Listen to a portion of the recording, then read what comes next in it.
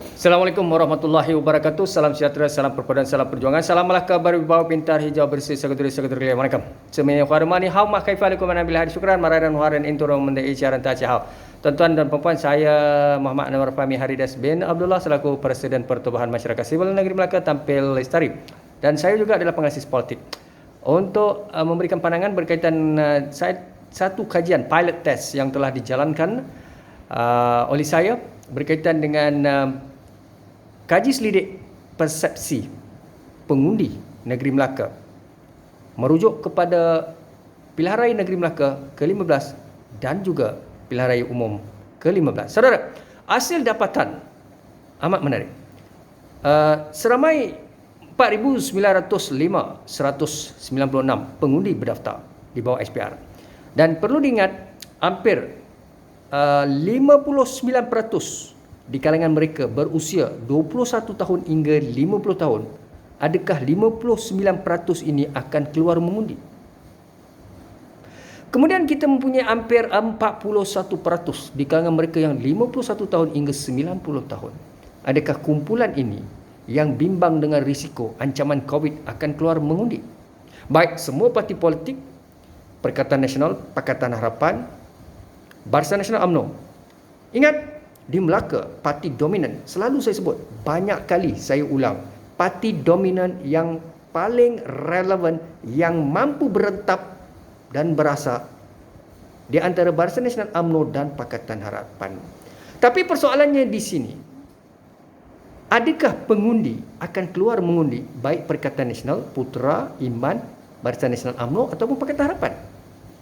Semua parti menjalankan agenda turun padang, sentiasa committed, sentiasa melakukan yang terbaik, dan kita yakin dan percaya mereka telah lakukan setakat mana mengikut kemampuan mereka. Namun sekiranya pengundi tidak turun seperti yang saya menyatakan di sini dengan jelas bahawa hampir 59% ya adalah pengundi. Kalau kita merujuk kepada 21 tahun hingga 30, mungkin dalam 13%. 30 hingga 40 itu sudah sampai 24%. Tapi kumpulan-kumpulan ini, adakah mereka mau turun? Jadi, di mana kemenangan yang kita sebut bergaya? Baik saudara, mengikut kajian yang saya lakukan, saya dapati dari segi dalam kajian saya hampir 88% adalah Bumi Putera Melayu responden ya secara kuantitatif. Baik, dalam kajian ini, kajian secara deskriptif ya, saya dapati 88% responden yang menjawab itu adalah orang Melayu. Baik, apa kata mereka? Dan ingat, hampir 33% adalah pengundi Melaka daripada 88%. Selebihnya di luar. Namun walaupun mereka orang luar, mereka dapat mengikuti, memantau, zoom in secara in-depth apa berlaku di Melaka melalui media baru, media perdana, broadcast media dan apa saja.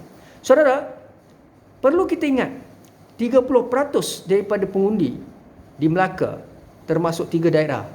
Daerah Melaka Tengah, Alor Gajah dan Jasin. Mereka mempunyai tanggapan. Soalan pertama kepada mereka, parti manakah yang akan dijangka memenangi pilihan raya di negeri Melaka?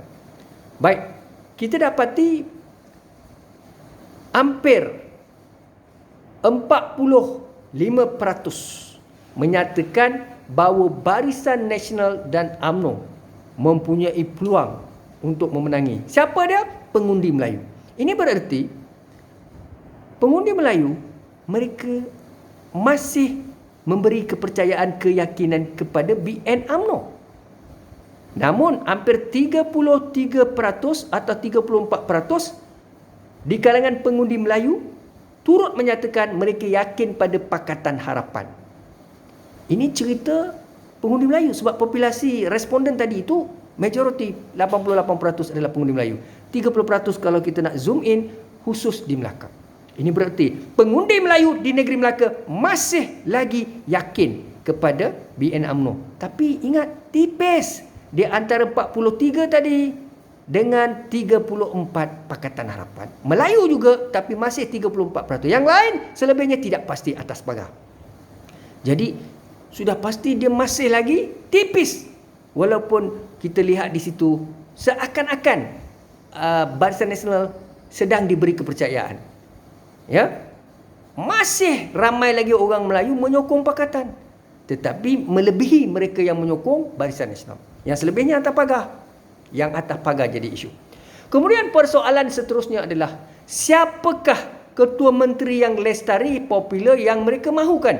Ingat saudara, siapa yang cakap ni? Responden Melayu di negeri Melaka 30%. Siapa dia? Dan daripada 88% daripada seluruh negara ini ataupun di Malaysia, tapi kita khususkan 30% daripada Melaka, mereka pengundi Melayu menyatakan mereka mahukan Adli Zahari. Adli Zahari mereka pilih yang pertama diikuti dengan Perikatan Nasional. Adli Zahari, Pakatan Harapan, pilihan pertama mereka. Keduanya mereka mahukan Perikatan Nasional walaupun mereka belum tahu siapa calonnya, iaitu baru diumumkan oleh Tan Sri Muhyiddin Yassin, iaitu siapa? Mas Emerianti. Baru diumumkan petang tadi. Tetapi kenapa mereka meletakkan Adli Zahari lebih kurang 27%? Pengundi Melayu mahukan beliau. Diikuti dengan 17% kepada Perikatan Nasional, selebihnya kepada Sulaiman Mat Ali. Sulaiman Mat Ali, yang lain-lain tidak pasti. Ya, saya nak sebut. Yang lain-lain tidak pasti, nisbah yang besar 40 lebih peratus, tapi mereka lebih mahukan Adli Zahari, pengundi Melayu negeri Melaka. Ya, saya yakin dan percaya. Kalau ini bermakna kalau Melayu mahukan Adli Zahari, sudah pasti India dan China mahukan Adli Zahari. Trending, dia popular. Ya. Mengapa sepatutnya mereka tidak melihat kepada Perikatan Nasional? Kerana Perikatan Nasional belum lagi mencalonkan ketiga research saya berjalan. Tetapi mereka masih mahukan Perikatan Nasional kerana kemungkinan mereka melihat mereka tidak begitu selesa dengan Yang Berhormat Datuk Seri Sulaiman Mat Ali. Itu research saya lah. Ya, kalau orang lain ada research lain tak apa. Baik, seterusnya, tuan-tuan dan perempuan, pilot test yang saya lakukan, ya. Daripada tak ada siapa buat, saya buat, at least appreciate, ya. Nak percaya, nak banding itu cerita lain. Yang pentingnya kita lihat pilot test saya bunyi begitu. Baik, kemudian parti yang parti BN UMNO adakah parti yang paling korup? Adakah parti Barisan Nasional dan UMNO ni parti korup? Sebab banyak persepsi ataupun mindset, banyak pihak menyatakan kleptokrat, salah guna kuasa, ketirisan, rasuah dan sebagainya, tetapi kita mahu lihat adakah ini benar betul. Baik saudara, hasil dapatan kita berdapati hampir 67% menyatakan UMNO Barisan Nasional rasuah, kleptokrat, salah guna kuasa, ataupun parti itu parti bermasalah. Tetapi harapannya adalah dalam persoalan itu bukan kita mau melihat rasuah saja.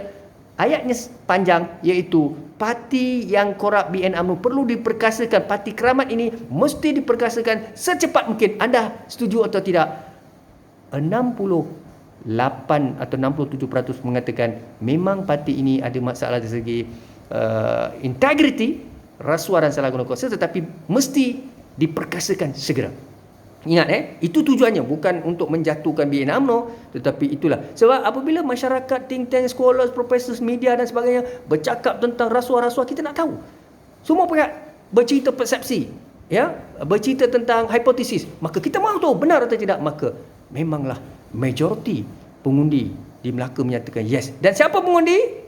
Populasi itu pengundi muda, ya, menyatakan begitu. Baik, seterusnya mereka persoalan seterusnya adalah berkaitan dengan DAP. Adakah parti mana?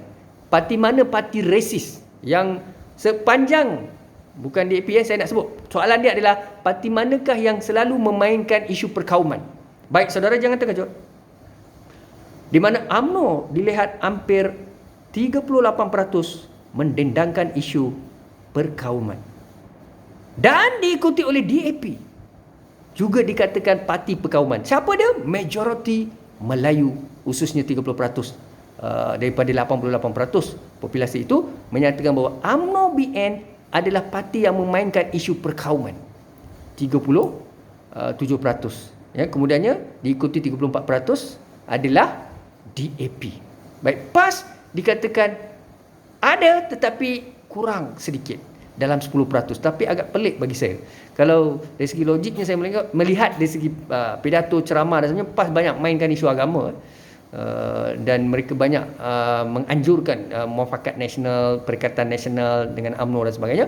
So saya nampak memang ada elemen perkauman. Tetapi responden ini menyatakan bahawasanya mereka melihat parti perkauman adalah UMNO dan DAP lebih menonjol, tapi paling menonjol adalah UMNO.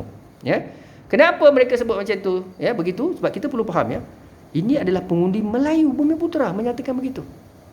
Ya, saudara. Dan adakah, ya, dalam kajian ini, adakah Adli Zahri sebenarnya dikuasai oleh DAP? Baik, hampir 42% menyatakan ya, dan lebih kurang 35% menyatakan tidak. Nampak? Dan tidak pasti, saya lupa persentage dia, tapi apa pun mereka setuju Adli dibelakangi ataupun didokongi oleh DAP. Memanglah sebab DAP kalau menang, PH kalau menang, memang DAP punya kerusi sendiri pun mungkin boleh menang 6 atau 7 kerusi, ya. So itu dominan, mereka kerusi mereka banyak. Tetapi persoalan di sini ada juga 30, saya rasa 34% tadi, sebab saya tak boleh ingat semua, dia ada dalam graf. 34% tadi menyatakan bahawasanya tidak setuju. Melayu sendiri menolak yang Adli ni sebenarnya, Melayu Melaka ni bukanlah dikuasai oleh DAP, sebab dia hanya disokong oleh parti yang dominasi, ya. Dan yang lain tak pasti. So di sini saya melihat agak ada kejutan sedikit kerana Melayu sendiri tidak setuju yang menyatakan Adli dikuasai sepenuhnya oleh DAP, ya. Secara kebetulan DAP adalah parti yang dominan dalam pakatan. Tapi apa pun, mengikut pengalaman saya sebagai presiden NGO, saya cuma mampu menegur sajalah. Buktikan, terima semua orang kalau menang pilihan raya, ya. Jangan menzalimi mana-mana pihak, ya. Jangan ada baling batu sorok tangan. Kali ni kami takkan beri muka lah, ya, dengan mana-mana BNPH ataupun Pakatan Harapan yang melakukan salah guna kuasa, ya, ugut, ya, dan apa-apa, ya, kalau ada rasuah sekalipun kita akan agresif untuk menghukum mereka-mereka yang korup. Tak kira lah dalam parti apa pun. Tuan-tuan ingat, tuan-tuan dah menang, tuan-tuan boleh buat apa tuan-tuan nak buat. Sebab masyarakat sekarang ni tak macam dulu, ya, tuan-tuan. Baik tuan-tuan dan perempuan, apa yang mampu saya katakan, banyak kali saya ulang, ya. Sebenarnya nak cakap kemenangan, parti mana menang saya dah sebut tadi. Tapi itu pandangan Melayu tau, belum masuk pandangan India dan Cina. Sebab kalau orang Melayu sendiri, pengundi tadi menyatakan kemenangan itu 45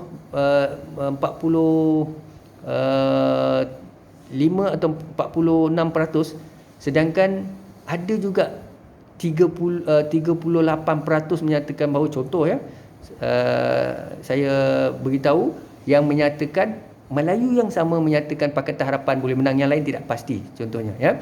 So dalam konteks ini menang tipis lah. Itu Melayu sendiri masih lagi kuat menyokong PH, belum masuk India Cina yang menyokong PH, ya. Jadi kalau tanya saya, India dan Cina standard ke mana, memang dia mengalir ke Pakatan Harapan, ya. Tapi apa pun saya nak sebut, pilihan raya negeri Melaka ini sangat sukar diramal, kerana yang pertama, COVID-19 belum tahu semua orang nak mengundi, ya. Peratusan mengundi mempengaruhi. Yang keduanya, kita melihat isu-isu yang berkaitan tentang TYT, mantan TYT Melaka yang turun padang, ya, Tun Dr. Khalil, Dr. Muhammad Khalil bin Yaakob yang turun secara mengejut. Kita tidak tahu entah besok lusa Tun bercakap secara live dengan Presiden PKR atau Lim Guat Eng, Lim Kim Siang dalam satu perhimpunan ataupun dalam media baru dan sebagainya secara rancak dan sebagainya. Mungkin adakah ini semua mempengaruhi? Kita tidak tahu. Tapi apa pun saya nak sebut, majoriti tutut sangat lemah di antara PH dan Pakatan Harapan, ya. Mereka, ya, Pakatan Harapan dan Barisan Nasional UMNO, dua parti dominan ini, mereka ini takkan dapat 17, 18, 17, tak ada lah, ya. Saya melihat mereka akan dapat undi sangat tipis, ya. dan kemungkinan kerajaan campuran itu berlaku. MOU.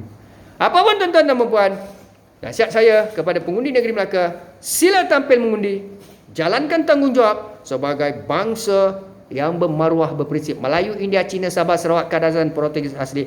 Wahai orang Melaka, jangan takut dan jangan bimbang. Tuan-tuan dikurniakan akal, mindah dan kekuatan. Tampil saudara, tampil, keluar melangkah. Baik Cina, Melayu, India, Sabah, Sarawak, Kadazan, Portugis. Jangan takut, jangan bimbang. Ini negara kita, negeri kita.